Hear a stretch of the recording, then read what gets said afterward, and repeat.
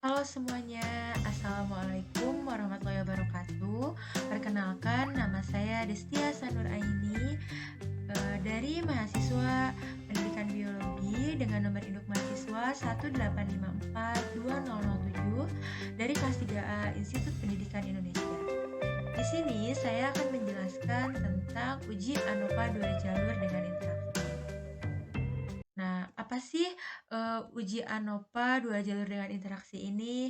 Uji ANOVA 2 jalur dengan interaksi ini digunakan untuk menguji hipotesis perbedaan tiga rata atau lebih dengan dua faktor yang berpengaruh, tetapi interaksi antara kedua faktor tersebut diperhatikan. Lalu ada beberapa komponen yang harus kita perhatikan dalam mengerjakan atau menyelesaikan uji ANOVA 2 jalur dengan interaksi ini. Nah, yang pertama yaitu ada sumber varians dengan rata-rata baris, rata-rata kolom, interaksi, error, total. Kemudian ada jumlah kuadrat, derajat bebas, rata-rata kuadrat, F hitung. Di mana yang pertama untuk sumber varians rata-rata baris, jumlah kuadratnya itu JKB, derajat bebasnya B dikurangi 1, rata-rata kuadratnya S1 kuadrat sama dengan JKB dibagi DB sama dengan JKB dibagi B dikurangi 1, di mana B-nya ini adalah jumlah baris. Yang selanjutnya F hitungnya yaitu F1 sama dengan S1 kuadrat dibagi S4 kuadrat. Lalu rata-rata kolom dengan jumlah kuadratnya JKK, derajat bebasnya K dikurangi 1, rata-rata kuadratnya S2 kuadrat sama dengan JKK dibagi DB sama dengan JKK K dikurangi 1, di mana K-nya ini adalah jumlah kolom. Lalu ada F2. F2 sama dengan S2 kuadrat dibagi S4 kuadrat. Yang selanjutnya yaitu interaksi. Nah, ini yang paling membedakan uji ANOVA dengan uji ANOVA 2 dengan interaksi dan yang sebelumnya, yaitu dengan jumlah kuadratnya JKBK, derajat bebasnya B dikurangi 1 dikali K dikurangi 1, di mana B-nya ini adalah jumlah baris dan K-nya adalah jumlah kolom. Dan rata-rata kuadratnya yaitu S3 kuadrat sama dengan JKBK dibagi DB sama dengan JKBK dibagi B dikurangi 1 dikali K dikurangi 1, di mana F hitungnya yaitu F3 sama dengan S3 kuadrat dibagi S4 kuadrat. Lalu error dengan jumlah kuadratnya JKE, di mana derajat bebasnya yaitu BK dikali N dikurangi 1, di mana B-nya ini adalah jumlah baris, K-nya jumlah kolom, dan N-nya jumlah. Yang selanjutnya yaitu jumlah kuadrat error atau JKE. JKE ini adalah hasil dari pengurangan JKT dikurangi JKB dikurangi JKK dikurangi JKBK. Lalu yang selanjutnya yaitu menentukan F tabel. Yang pertama baris yaitu P1 B dikurangi 1, di mana B-nya ini adalah jumlah baris, dan P2 yaitu sama dengan K dikurangi 1 dikali B dikurangi 1, di mana F tabel sama dengan F taraf signifikan, di mana P1-nya sebagai penyebut dan P2-nya sebagai pembilang. Yang selanjutnya kolom. P1 sama dengan K dikurangi 1, di mana K-nya ini adalah jumlah kolom dan P2-nya adalah K dikurangi 1 dikali B dikurangi 1, di mana F tabelnya sama dengan F taraf signifikan, di mana P1-nya sebagai penyebut dan P2-nya sebagai pembilang. Selanjutnya yaitu interaksi baris kolom. P1 sama dengan B dikurangi 1 dikali K dikurangi 1, dan F2-nya sama dengan BK dikali N dikurangi 1, di mana F tabelnya sama dengan F taraf signifikan, di mana P1-nya sebagai penyebut dan P2-nya sebagai pembilang. Nah, selanjutnya itu ada kesimpulan, di mana HO diterima jika nilai F hitung kurang dari F tabel. Nah, agar lebih jelasnya, di sini saya memiliki contoh soal, yaitu di mana ada sebuah kasus, misalnya diketahui rata-rata hasil panen jeruk dengan pemberian jumlah dosis pupuk yang berbeda, yaitu sebagai berikut.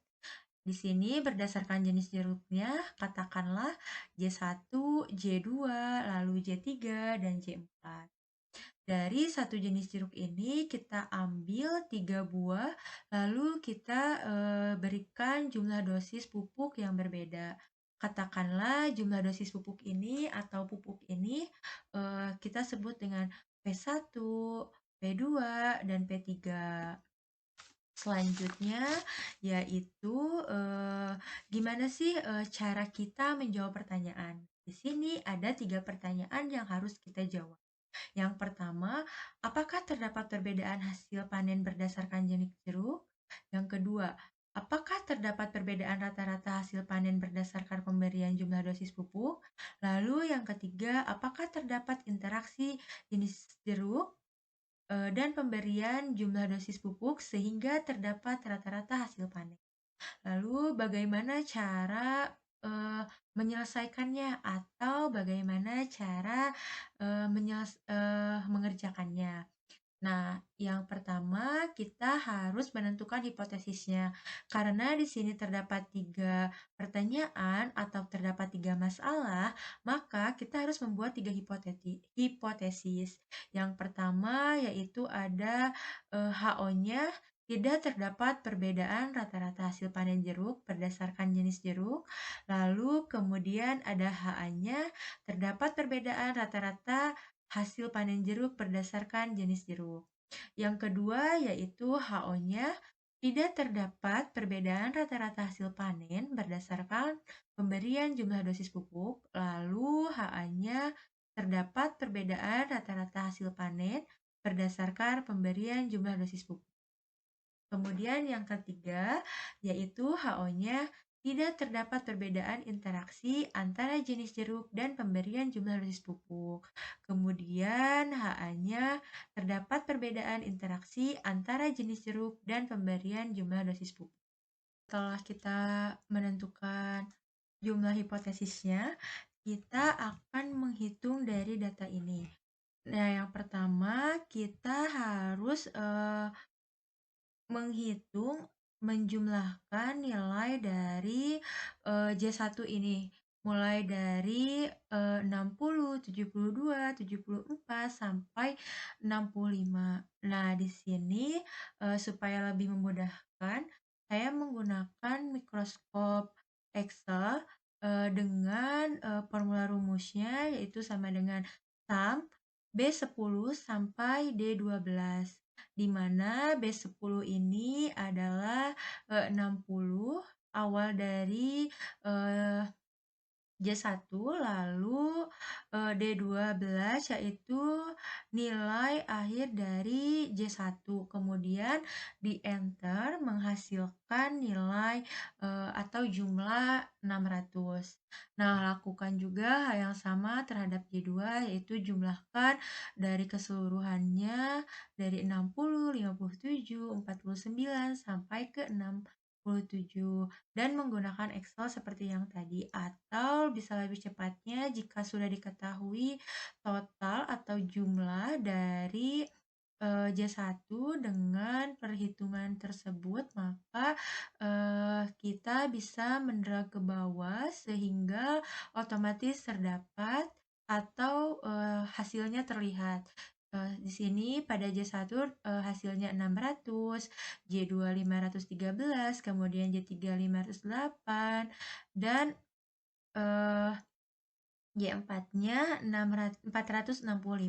Kemudian hasil keseluruhannya yaitu jumlah total dari eh, ini adalah 2086. Lalu kemudian kita harus menjumlahkan dari P1. Misalnya dari P1 ke bawah yaitu 60 ditambah 66 ditambah 50. sampai ke 46 sehingga mendapat total atau hasilnya 692. Di sini saya menggunakan perhitungan dengan Excel di mana formula barnya itu sama dengan sum B10 sampai B21. Setelah itu enter lalu kita drag sampai ke eh, P3 sehingga kita dapat mengetahui hasil dari P2 dan P3. Lalu kita totalkan. Nah, total di sini dari hasil baris dan kolomnya sama karena kita menjumlahkan atau kita menghitung nilai yang sama pada data ini. Yang selanjutnya yaitu kita harus menghitung jumlah per kelompoknya, di mana dari J1 dan P1 yaitu 60 ditambah 66 ditambah 50 sehingga hasilnya 176. Di sini agar lebih mudah saya menggunakan rumus dengan sama dengan sum B10 sampai B12, di mana B10 ini adalah 60 yaitu awal dari nilai dari J1 dan P1 dari kelompok ini, yang selanjutnya B12 yaitu eh, akhir dari nilai datanya. Kemudian di enter. Setelah itu kita bisa mendrag ke pinggir agar memudahkan hasilnya. Nah, sehingga didapat hasil seperti ini. Lakukan hal yang sama terhadap anggota kelompok selanjutnya. Sampai di sini anggota kelompok yang terakhir dengan hasil dengan jumlah 157. Lalu untuk memudahkan kita melakukan yang selanjutnya, di sini saya mengkuadratkan nilai dari tiap masing-masing kelompoknya. Yaitu di sini saya menggunakan rumus dengan formulanya sama dengan sum SQ. Kenapa harus sum SQ? Karena sum SQ ini menjumlahkan sekaligus mengkuadratkan nilai-nilai yang terdapat pada bar G10 dan sampai I19, di mana G10 ini adalah 176 sampai dengan I19 yaitu 157 sehingga didapat hasil 368.986. Untuk yang selanjutnya kita akan mengerjakan atau menghitung jumlah kuadratnya. Nah, yang pertama kita menghitung jumlah kuadrat total, di mana jumlah kuadrat totalnya yaitu JKT sama dengan sigma B, sigma K, sigma N, X kuadrat X IJK kuadrat dikurangi T kuadrat dibagi B dikali K dikali N. Lalu di sini saya menggunakan rumus Excel untuk mempercepat atau mempermudah kita dalam proses pengerjaannya. Di sini rumusnya yaitu sama dengan sum SQ. Kenapa menggunakan sum SQ? Karena sum SQ ini dapat menjumlahkan sekaligus mengkuadratkan nilai. Lalu B10 sampai dengan D1. B10 sampai dengan D21 ini adalah nilai keseluruhan nilai yang terdapat pada data ini dikurangi E22 dikuadratkan.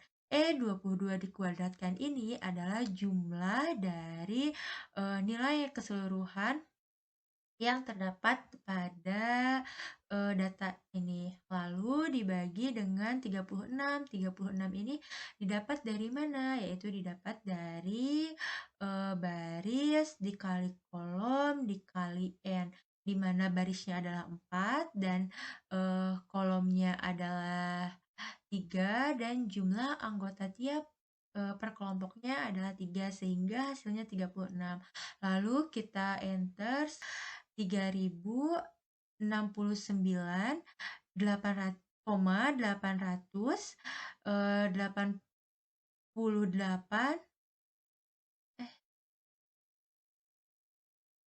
sehingga didapat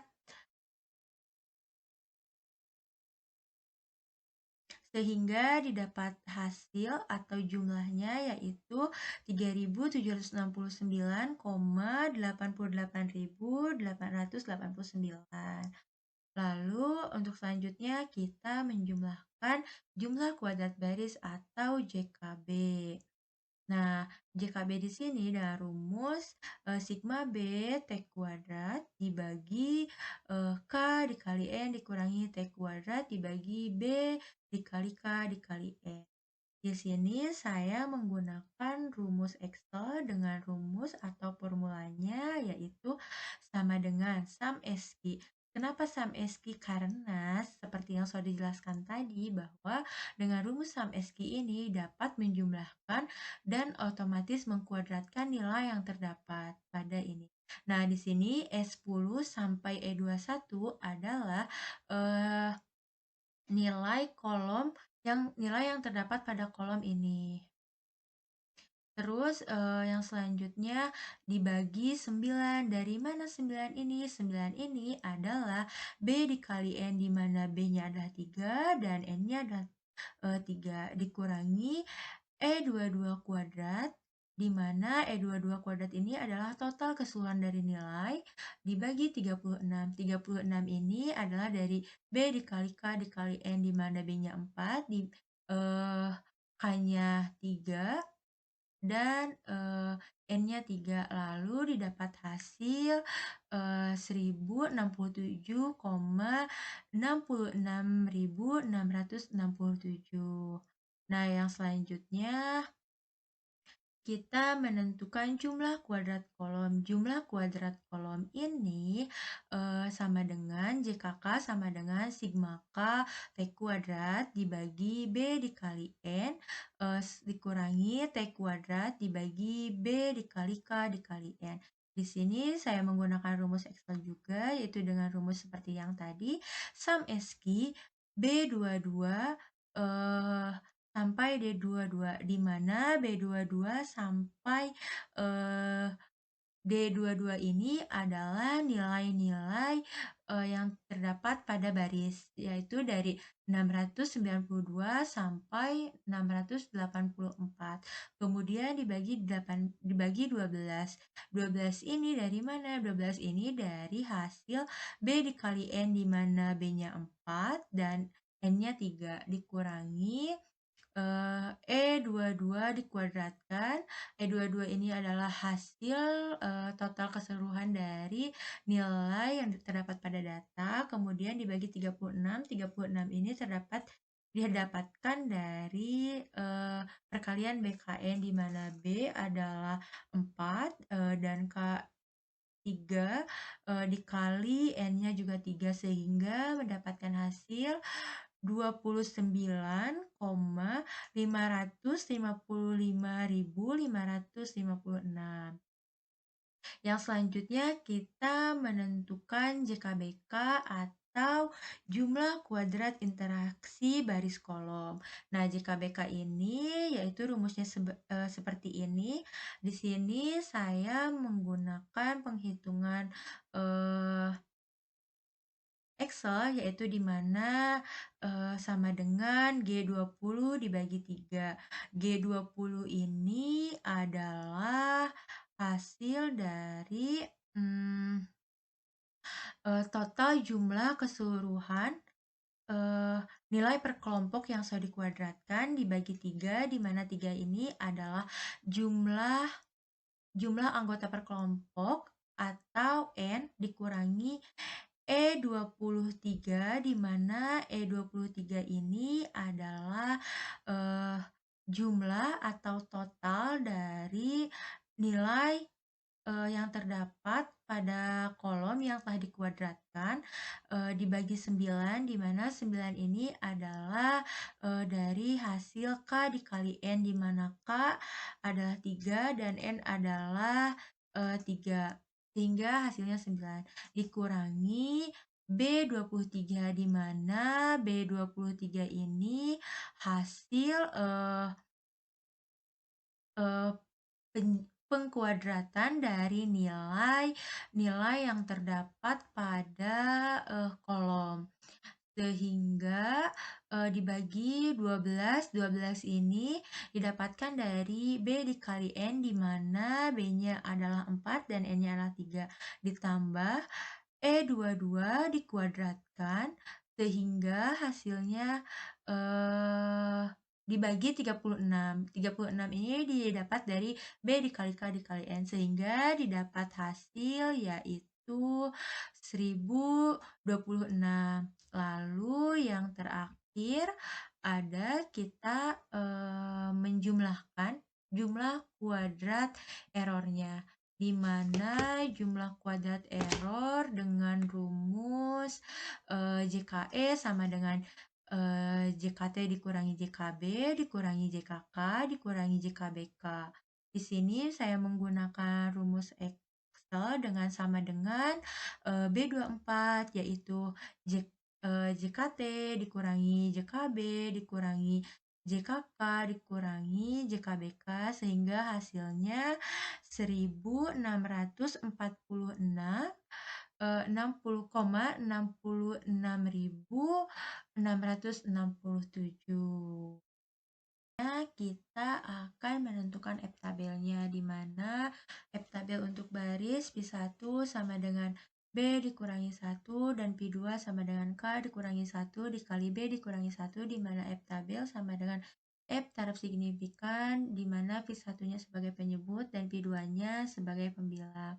Lalu kemudian untuk kolom sama dengan P1 sama dengan K dikurangi 1 dan P2 sama dengan K dikurangi 1 dikali B dikurangi 1, di mana F tabelnya sama dengan F taraf signifikan, di mana P1 adalah penyebut dan P2 adalah pembilang. Selanjutnya interaksi baris kolomnya P1 kita masukkan ke sini, dihasilkan F tabel untuk baris adalah 3,009, F tabel untuk kolom 3,403, dan F tabel untuk interaksi adalah 2,580.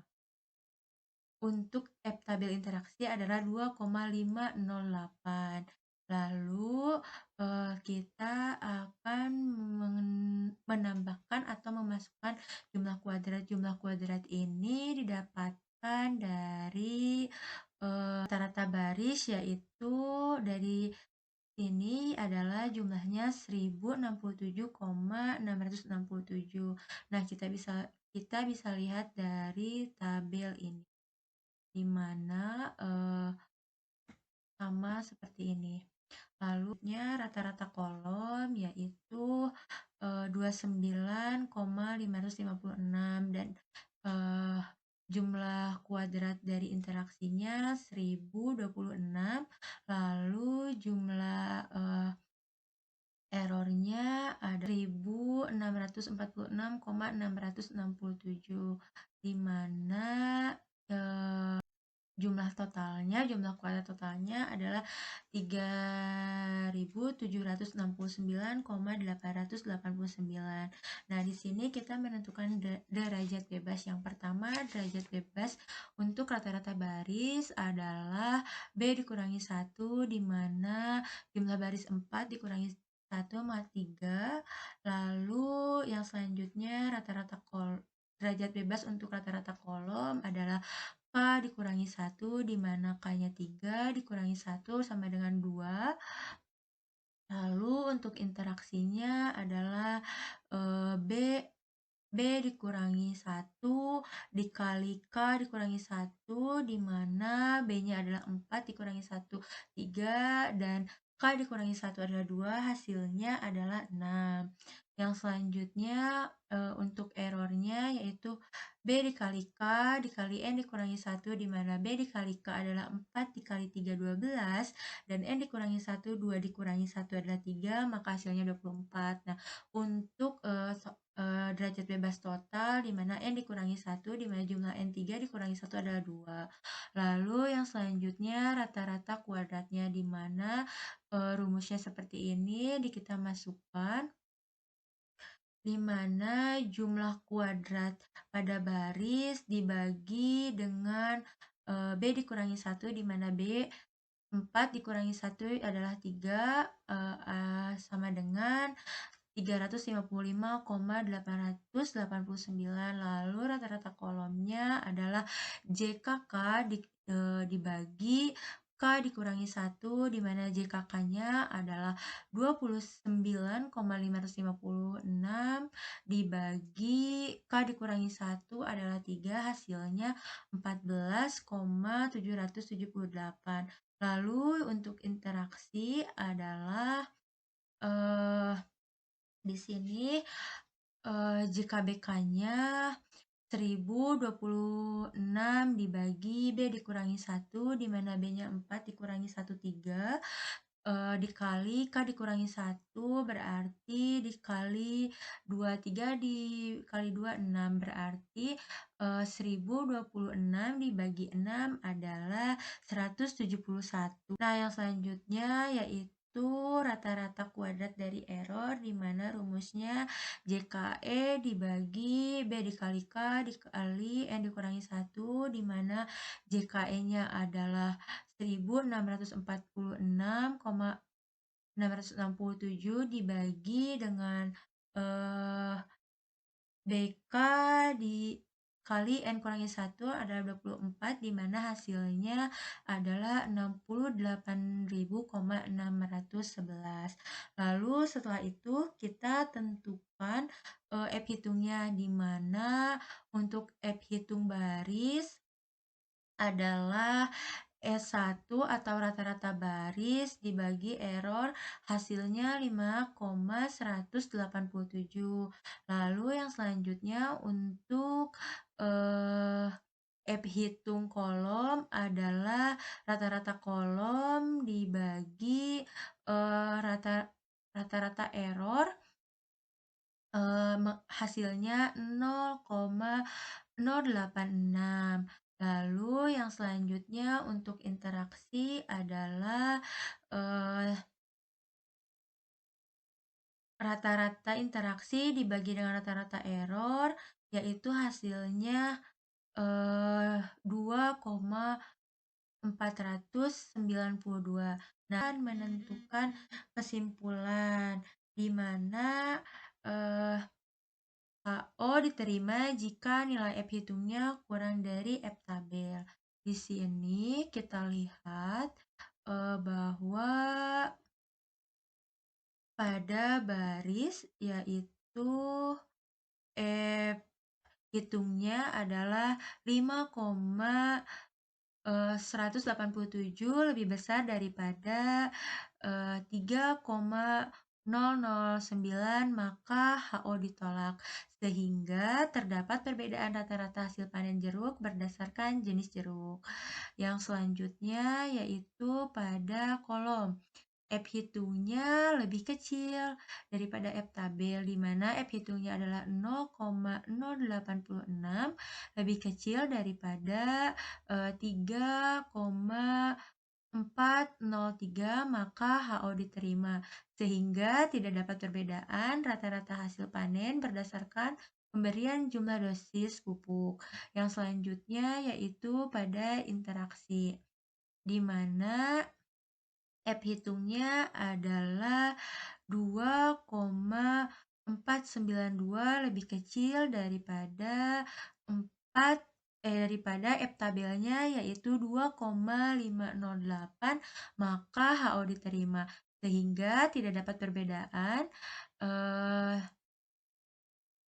interaksi antara jenis jeruk dan pemberian jumlah dosis pupuk. Alhamdulillah, materi yang saya sampaikan telah selesai. Semoga bermanfaat bagi kita semua, dan mohon maaf apabila terdapat kesalahan dan kekurangan